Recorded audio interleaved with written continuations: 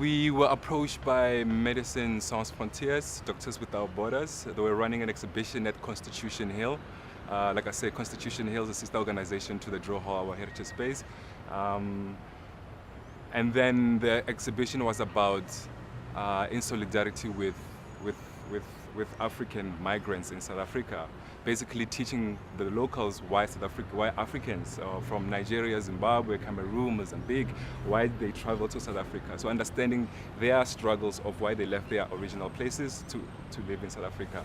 Economic migration, or basically of war-ridden spaces that they have to, it was survival migration to begin with. So they did a whole exhibition around it, and then they approached us to do a youth program around the whole exhibition. So for us, we worked with multiple schools. We brought them into the exhibition space. They went through that exhibition, understood through the visuals they see, through the text they read, through understanding that process. And then after that, they went into a sort of a staged TV program where some of the kids in our after-school program were forming part of a TV presenter, so they were presenters. So once the kids went through that exhibition, they came into this sort of TV made-up room, and then they went through these back and forth discussions of why migrants are here, why we should understand xenophobia happened, and then what was the process and the effect of this xenophobic that happened in South Africa. And they happened twice, which is quite crazy because we never really did discuss this thing. We never really understood it, especially the government. They swept everything under the rug.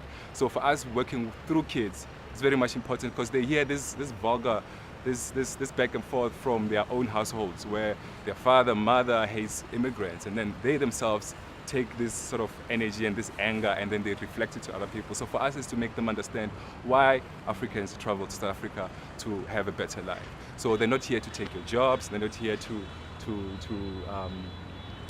take your land, they're not here to sort of disable you in any way. They're here to sort of engage with us and seek shelters. And then that program was very impactful in how it was, because especially when the kids after they will come to you, it's like, oh wow, actually I thought Nigerians were the only ones selling drugs in South Africa. Oh, I thought Zimbabweans actually they were just here to do this and that.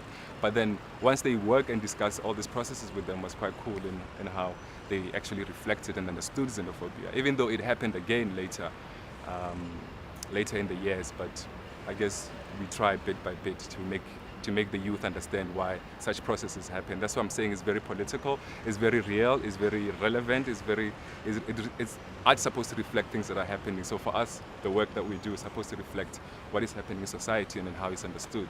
So most of the time our programs are around that. And we see how we scaffold that information within the youth that we work with.